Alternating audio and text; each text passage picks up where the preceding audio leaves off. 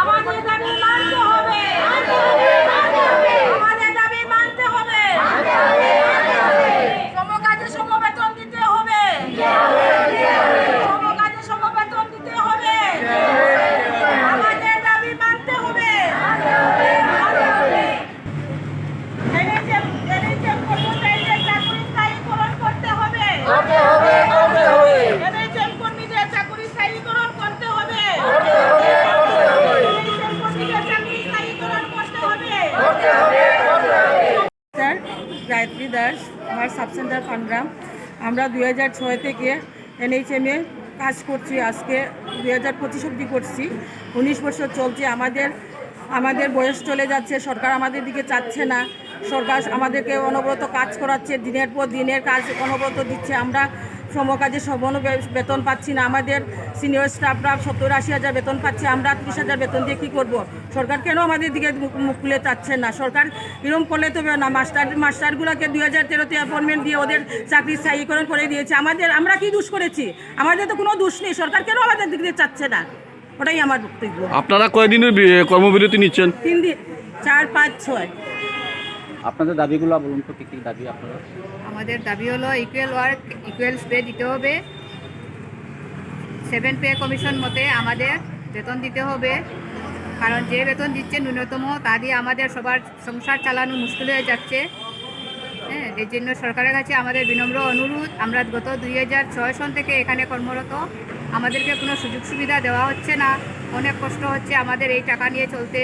তো সরকারের কাছে আমার অনুরোধ, মাননীয় স্বাস্থ্যমন্ত্রী এবং হেলথ মন্ত্রীর কাছে, CM-এর কাছে আমার অনুরোধ, ওনারা যেন আমাদেরকে একটু মুখ তুলে দেখেন। এটাই আমাদের অনুরোধ, যাতে আমরা সমাজের সঙ্গে সবার সাথে মিলেমিশে চলতে পারি। আমাদের কমসে কম 7 পে কমিশনের মধ্যে আওতার মধ্যে আনা হয়।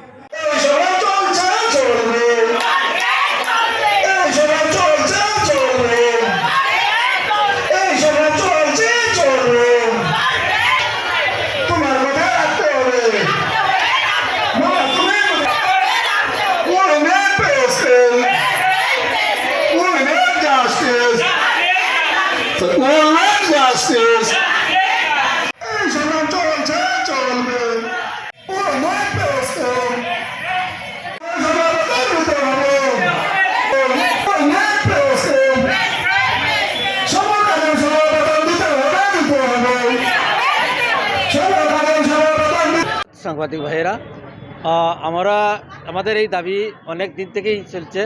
2015 সাল থেকে আমাদের এই দাবিগুলো চলে আসছে এবং আমরা আগেও এভাবে আন্দোলন করেছি। এবার আমরা 3 দিনের কার্যসূচি হাতে নিয়েছি এবং 3 দিনের কার্যসূচির মধ্যে আমাদের মূল দাবি 3 দফা দাবি। প্রথম দফা দাবি হচ্ছে আমাদের চাকরিটা স্থায়ীকরণ, যেটাকে বলা হয় রেগুলারাইজেশন অফ আওয়ার যেটা সার্ভিস, যেটা এমপ্লয়মেন্ট যেটা আছে, চাকরি স্থায়ীকরণ। এবং যারা NHM-এ কাজ করছে, দীর্ঘদিন থেকে কাজ করছে, এবং যারা স্থায়ীকরণ যখন নিয়োগ প্রক্রিয়া নেওয়া হয়, ওই NHM-এর এমপ্লয়িজ থেকে তারা ওদের কাছ থেকে স্থায়ীকরণে নেওয়ার জন্য আমরা ভ্যাকেন্ট খালি শূন্য পদগুলা তাদের দিয়ে পূরণ করার জন্য আমাদের একটা প্রথম দাবি। দ্বিতীয় দাবি হচ্ছে যাতে আমাদের 7ম পে কমিশন যেটা আছে, 7ম পে কমিশনের সুপারিশ অনুযায়ী আমাদের যে পে স্কেল আছে সেটা আমাদের NHM কর্মীদেরকে আমাদের প্রদান করা, এবং এই পে স্কেল যাতে আমাদের 2016 সাল থেকে যেটা বকেয়া রয়েছে সেই বকেয়াটা একই সঙ্গে আমাদেরকে প্রদান করা। এবং 3 নম্বর দাবি সেটা প্রধান একটা দাবি রয়েছে, যেটা ভারতের সুপ্রিম কোর্টের সেটা আদেশ, যেটা সমান কাজের সমান বেতন। আমাদের সঙ্গে আমরা রাত দিন কাজ করি, আমরা মিশন মোডে কাজ করি। আমাদের সঙ্গে রয়েছেন স্থায়ী কর্মচারী, তারা যে হারে বেতন পান আমরা তাদের থেকে অর্ধেক বেতন পাই। হ্যাঁ, কিন্তু সুপ্রিম কোর্টের নির্দেশ রয়েছে একই কাজে যারা দুজন একই স্তরে একই ইনস্টিটিউশনে যারা কাজ করছেন, সমান কাজ করছেন, অথচ তাদেরকে বেতন দেওয়া হচ্ছে না সমানভাবে। সেই সুপ্রিম কোর্টের আদেশ অনুযায়ী আমাদের দায়িত্ব সুপ্রিম কোর্টের আদেশ অনুযায়ী এই সমান কাজে সমান বেতনটা প্রদান করা, সেটাই হচ্ছে আমাদের একটা দাবি। প্রধান তৃতীয় এবং শেষ দাবি। তো আমরা এই নিয়ে আজকে 4, 5 এবং 6 তারিখ আমরা 3 দিনের আন্দোলন কার্যসূচি হাতে নিয়েছি। জেলা স্তরে আমাদের শিলচর সিভিল হাসপাতালে আমাদের অর্গানাইজ করা হয়েছে, এবং কাছাড়ের 8টি স্বাস্থ্য ব্লক রয়েছে। 8টি স্বাস্থ্য ব্লকে যারা প্রত্যন্ত অঞ্চলে যারা উপস্বাস্থ্য কেন্দ্র বা অন্যান্য যতগুলো আরোগ্য নীতি আর মন্দির রয়েছে, প্রত্যেকজন তারা কর্মচারী এসে আমাদের ব্লক পর্যায়ে তারা আজকে জড়ো হয়েছেন এবং শিলচর মেডিকেল কলেজে আমরা আলাদাভাবে যারা মেডিকেল কলেজে যারা এনএচএম এমপ্লয়িজ রয়েছেন তারা তাদের এভাবে বিক্ষোভ প্রদর্শন করছেন। ধন্যবাদ। আজকে আমার এনএচএম এমপ্লয়িজ আমাদের যতজন কাছাড় জেলার যত এমপ্লয়ি রয়েছেন কেউ বাদ দেয়নি। আমরা এক্সপেক্ট যারা একমাত্র ইমার্জেন্সি সার্ভিস, হ্যাঁ, অ্যারাউন্ড 700 আমাদের আন্দোলনে সামিল হয়েছে, মানে আরও 700 আছে, অ্যাকসেপ্ট আমরা ইমার্জেন্সি সার্ভিস যাতে যেমন ধরলাম অ্যাক্সিডেন্ট কেস, কোনো লেবার এবং বার্ন ট্রমা, ওই সার্ভিস বাদে আমাদের এনএচএম এমপ্লয়িরা আজ কোনো ধরনের সার্ভিস দিচ্ছে না। ওইগুলো হচ্ছে এবং এনএচএম এমপ্লয়িজ অ্যাসোসিয়েশন, আমরা দুটি সংগঠন আমরা এখানে এই ধর্মঘটের আয়োজন করেছি। অ্যাকচুয়ালি আসামে সেটা অল আসাম টেকনিক্যাল অ্যাসোসিয়েশন যেটা আছে সেটা এনএচএম এমপ্লয়িজ যত বাতৃ সংগঠন রয়েছে এনএচএমের সবগুলি সংগঠন মিলে এই সংগঠনের আয়োজন করা হয়েছে। এই সংগঠন সবাই মিলিয়ে আমাদের আয়োজন করা হয়েছে এবং আমরা সরকারের কাছে আমাদের সেই দাবি উপস্থাপন করছি।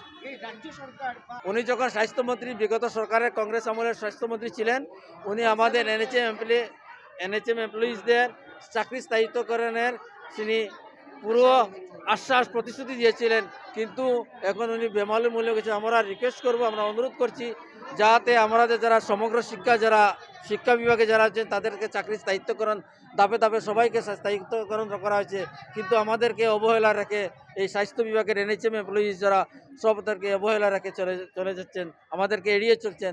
জানি না কি হয়।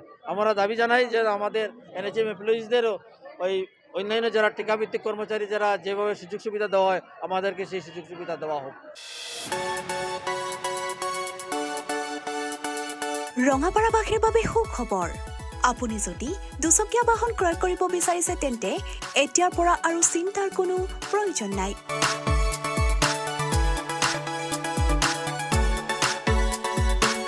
আপুনিও আহিব পাৰে DBP associate Bajaj two wheeler ডিলাৰলৈ।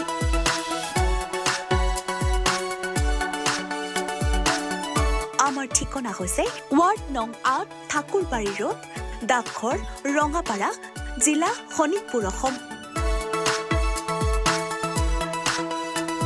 আমাৰ যোগাযোগ নম্বৰ হৈছে 9435707133 আৰু 9707967285।